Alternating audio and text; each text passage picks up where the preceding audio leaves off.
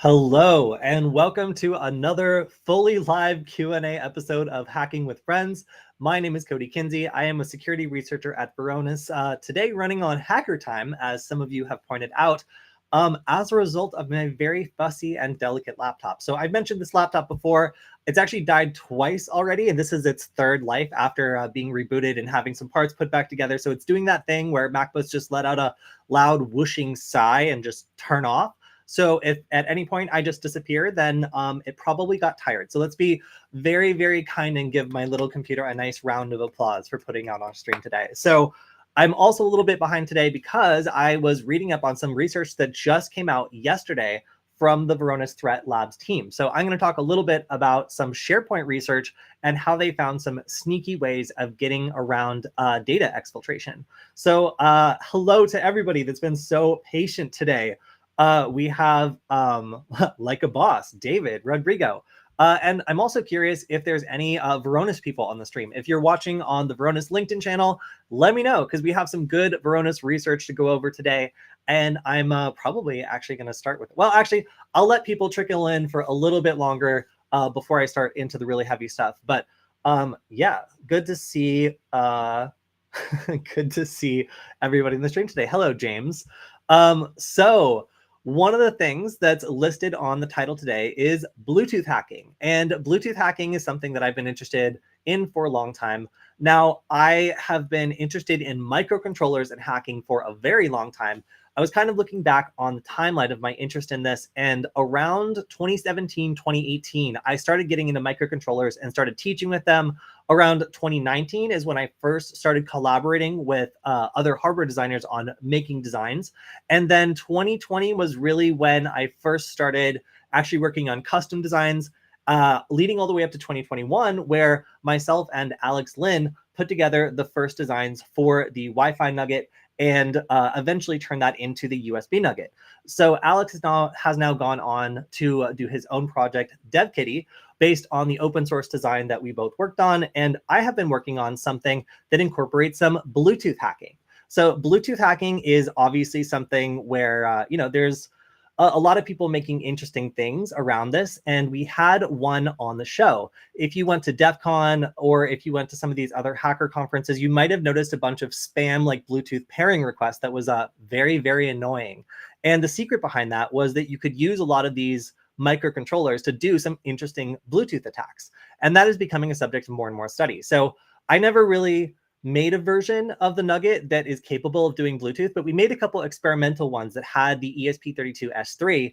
And we had someone on YouTube, Ryan, aka Catspazio, start making some really interesting tools with this Bluetooth Nugget. So we sent him a kit and he made some like GUI versions where it has a cute little cat on the screen. And when you start doing Bluetooth spoofing, you can do my favorite prank ever. And this is a big credit to Ryan. I think I'm going to do this on the plane today. So if you hear, if you don't hear from me for a while, maybe that's why.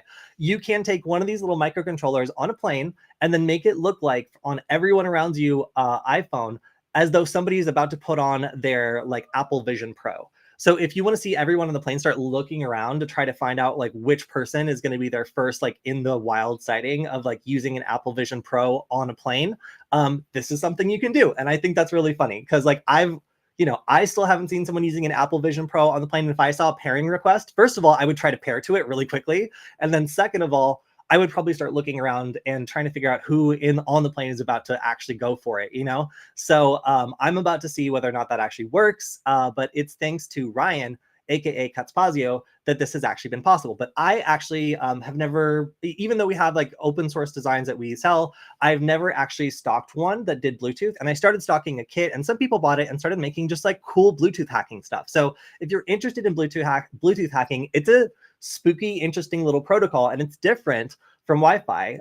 And I finally have in the first research versions of these little boards. I'm going to kind of show them all small here, but these little guys are not yet open source because we're still testing them, but they will be fairly soon. And they are designed to do some of the cool Bluetooth hacking stuff that Ryan and other people have put out. So I'm really excited to start testing that. And I wanted to bring it to you people in the audience, like, hey, everyone, like, what do you want to do with Bluetooth hacking? What do you think would be really cool?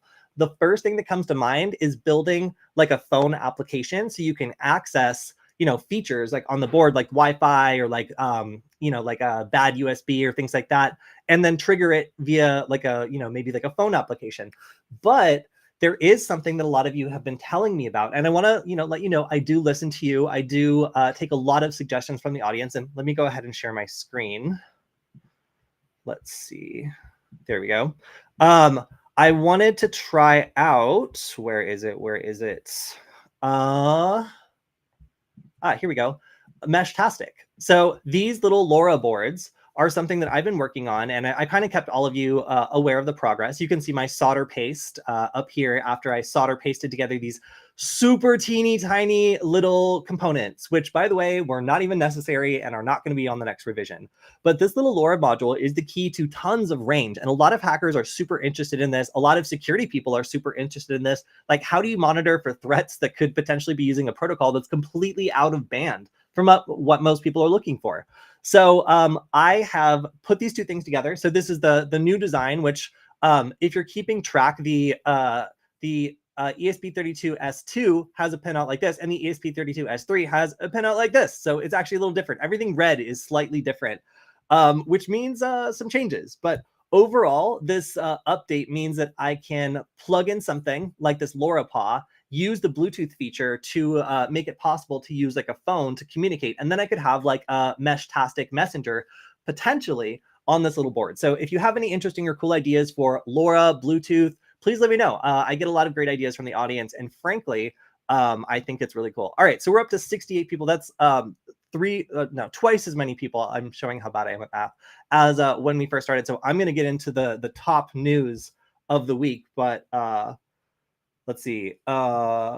James says, everyone has always said that Bluetooth isn't secure, but it's only recently that we've seen the cracks in security, though. Yeah, no, I would have to say it's definitely illuminating to see how now that so many Bluetooth features are baked in to phones, and also we have all these weird edge cases like AirTags and other like interesting technology, people creating like C2 servers from emulating AirTags and doing all this other cool spooky microcontroller stuff is very, very relevant to security. So that's kind of my field. That's why I like to share some of the cooler stuff I'm working on with you guys, and also talk about other trends. Now, if you've noticed that Meshtastic is super popular and that LoRa is here to stay, it's kind of, there was a lot of these different protocols that came out. It was like Zigbee and some other stuff, and LoRa kind of seems to be the one that ends up being like extremely cheap, and a lot of people I know are using.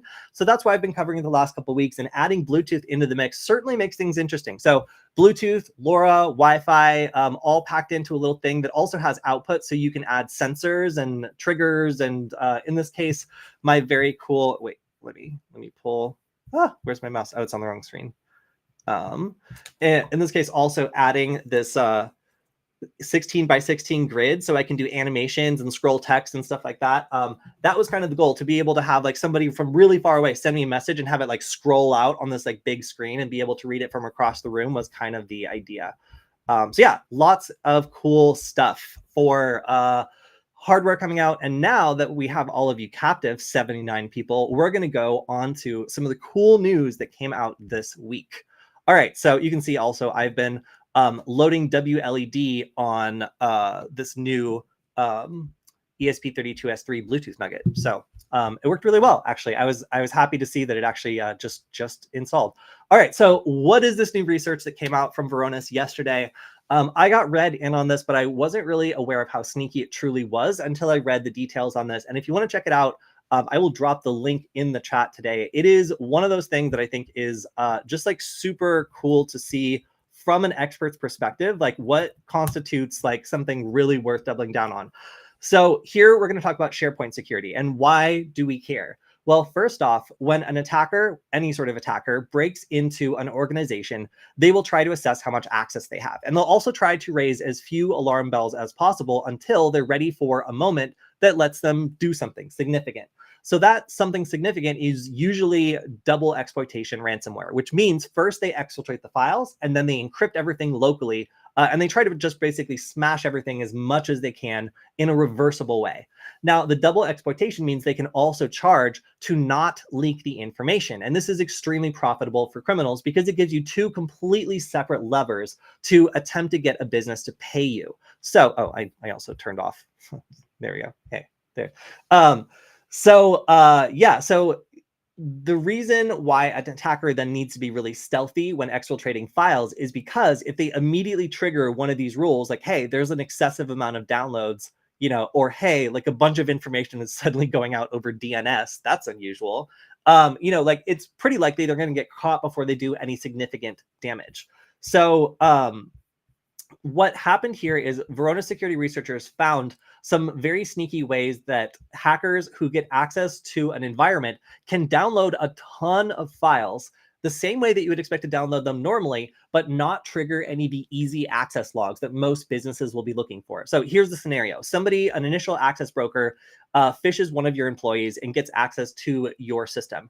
They then sell that to a ransomware broker who goes through and attempts to download as many things as they possibly can so they can ransom you to not release them. That's going to be confidential information, like all sorts of juicy stuff. If they are able to successfully evade the logs that might trigger a block on their furthered access, they can get the whole thing. So it's really in their interest to learn exactly how this type of attack works and also how to avoid getting caught by these access logs. So here's how it actually works. This is really cool. First, you can open in app. So that means that, let's say you have access on a like a cloud environment and you want to open the file locally, but you're not downloading it to your system. You're basically forwarding it on to the application. That leaves a completely different audit trace than just downloading it manually. So it's actually possible to use a PowerShell script to make it so that all of the access that you're doing looks as though it is coming through an app. And that means that unless an organization is specifically looking for not just downloads, but also access, they're going to miss this and they're going to be completely surprised when, like, potentially terabytes of information leaves the organization and they have no idea why. Pretty cool. I mean, for attackers anyway. So the second one is the SkyDrive Sync user agent. So what this means is if you are syncing something or if something is being synced to an application, and I'll give you an example here. Let's say that you have access to something in your OneDrive and you have a copy of that folder on your desktop. If that is basically synced automatically from your like online account to your desktop account by an application, that also leaves a completely different audit log. It does not look like a download event. So unless the organization that is potentially being exfiltrated here has specific monitoring for not just downloads, but also access, you might completely miss this because it looks like a sync event instead of a download event. So the secret behind this is really stupid, as is most like really good security research. If you just spoof your user agent to Microsoft SkyDrive Sync, that's it. Game over. Like you can actually download anything you want without triggering a download link. Now, of course, like for any company that has more advanced monitoring, this is still going to be detectable, right? If like one person starts accessing like literally every file they have access to in the entire company all of a sudden, that's kind of a red flag, even if they're not downloading it. But most organizations have pretty simple rules that they're looking for like, scary exfiltration or anything like that. So as a result, like they would very probably actually miss this sort of activity. So I thought this was like particularly good research. It was simple, it's effective, and it's not patched. So Verona's researchers disclosed this to Microsoft in November 2023, and they designated these techniques as a moderate security fix and added the vulnerabilities to the backlog program. In April 10th of 2024, Microsoft, is that today? Okay, today, Microsoft closed out the ticket for the Sharepoint method as by design and believes the customers do not need to take action. This functionality will remain in Sharepoint deployments until further notice. So what does that mean? It means that they're not going to fix it. So everything in this document can be kind of treated as a potentially like an active thing that they need to be aware could be exploited. And Microsoft has decided that, like, if you're not looking for this, it's on you. So again, like most people or most organizations are going to be looking for like a whole bunch of downloads or something like specifically very suspicious like that. They might not be looking for sync events, and an overactive like syncing thing like might not trigger any alarm bells. Like, if a bunch of documents are being accessed, but it's by what looks like an automatic like application. So that's why this research is particularly interesting. And that's why I think this was probably the most interesting thing I've seen all week. So I dropped the link in the chat. I highly recommend you check this out if you're interested in exfiltration methods that hackers will probably find very valuable in the immediate future, seeing as Microsoft has not patched this. Typically, when we see releases like this, we in a couple of weeks we'll see that this has been actively used in exploitation. Just because, like, like this has been around for a while, people obviously know about this, and the fact that Microsoft has decided it's not a problem at this point, anybody who is afraid of this kind of exfiltration really needs to start looking for it to make sure that they're not going to miss it, because now it's kind of common knowledge, and on top of that, it's not going to be fixed. So pretty juicy and very cool. All right, that is the majority of what I have to go through today because I am traveling. So you might not see the stream for at least the next week because I'm going to be out of town and off for a little bit. However, I will be active on Twitter and everything, so you will see some updates from me. In addition, I'm also going to be doing a small giveaway. So these nuggets that I was talking about early in the show, the Bluetooth ones, I'm going to be giving away 5 of them to people in our Discord server who have interesting and cool ideas for what they want to do with them. We've got a couple projects already working, like WLED and the USB nugget in general. However, I want to see what people think. So you can check out nugget.dev if you want to participate. We will be announcing that in the next couple days, and it's always such a great community already in our Discord server, and I wanted to thank everybody there for their great ideas and contributions, including a nugget case with the LED covered up, so it's no longer as blinding as people have been complaining about for a long time. So I've been encouraged to see some really cool community contributions, and yeah, it's been awesome to have people active in the Discord server. So that is most of what I have today. I'm going to take a couple questions. However, I have a flight in like an hour, so I've got to get out of here because I have not actually packed. But let's see. Looks like we lost Kody. Uh-oh. Well, hopefully that was just for you and not for me. And not for everybody. I think that this computer is actually behaving itself a little bit now. But yes, the reason we started the stream today is a loud whooshing noise that caused the computer to completely turn off. So if you have any questions about LoRa, Bluetooth, this SharePoint research, or just hacking in general, I've got another 5-10 minutes until I'm going to sign off. So Tai Kwangong, good to see you as well. We have a lot of regulars on the stream today. And again, if there's any Varonis people that are watching on LinkedIn, please give me a shout out. Let me know, what do you think about this new research? Like, are you going to be talking about it? Is it something that you understood? Because it took me maybe like a full read through and like a little bit of thinking to like fully understand what they were talking about. It'd be cool to hear, because I thought this was a really impactful piece of research, and I like to hear what the community thinks. Let's see. Can you explain the Blue Ducky Bluetooth Android vulnerability? No, I can't, because I haven't heard of it. I'm gonna have to look that up. But it is something that I want to check out now, seeing as it seems right up my alley. Hope you've been doing well, bro. Yeah, no, I've been all right. I'm looking forward to getting some of these prototypes out. There's a lot of conferences coming up, so I'm kind of like gathering my energy, getting ready to go to the RSA conference. The RSA conference is simultaneously like incredibly fun and very stressful. San Francisco is also like not as fun to walk around at night as it used to be for whatever reason. I don't know. It just seems a little bit more spooky than it used to be. So yeah, it's going to be really cool. If anybody here is also going to go to the RSA conference, Varonis is going to have an absolutely massive booth, and there's a lot that's going to be going on there. So looking forward to seeing maybe some of you at the booth at Varonis, and also I'll be recording some content there. So if you want to be on the show, we'll have plenty of opportunities. And of course, since it is RSA, plenty of prizes. So go on, get your wardrobe for the entire year. I am looking forward to clothing myself completely in InfoSec brands that are putting out shirts, and hopefully we'll be able to get some shirts in my size before it's just like XXS and then XXXXL.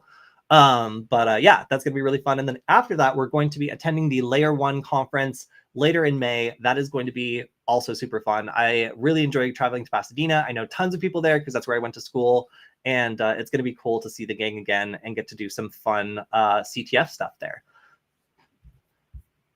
All right. Let's see.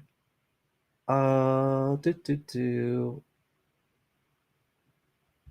I think that is James asks, what is the answer to this SharePoint vulnerability thing? So if you're just joining, or if you didn't see, we were talking a little bit about this exfiltration technique that Varonis had disclosed yesterday that Microsoft is not going to fix. And the answer is, in my opinion, if you were looking for downloads, you also need to look for unusual access. So access versus downloads is a little controversial because there's a lot of backend syncing and other things that might be going on in a SharePoint environment that kind of potentially hide this.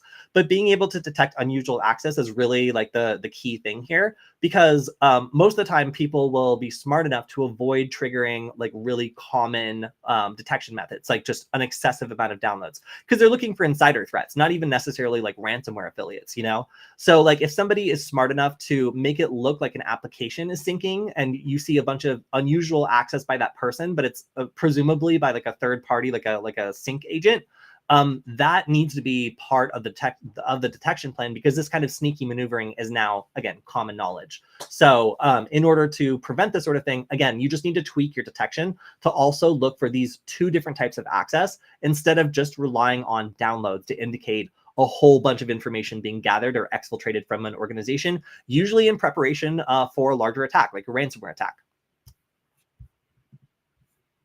All right, so that is just about what I have time for today. I'm sorry to get everyone all riled up. We have 130 people on the stream now. But yeah, I am heading to the airport, and I am notoriously late for the airport, as I will be today. So just wanted to hop on and answer some questions, talk about this cool research, and also, talk about the Bluetooth hacking stuff that I have been working on, and also that I've been adapting from some other cool people that we've had on the stream. Hopefully, we'll have them on the stream again soon. So, all right, everyone, I will hopefully see you not next week, but probably at the beginning of the next week after that. So, yeah, as always, if you want to support the stream and if you want the stream to keep coming back, please let everyone know that you like it by going to varonis.com/Kody. That's Kody. And it is a free way you can let everyone here know that you appreciate us getting together twice a week to talk about security stuff, including the news. So I will see y'all in a while. All right, goodbye, everyone.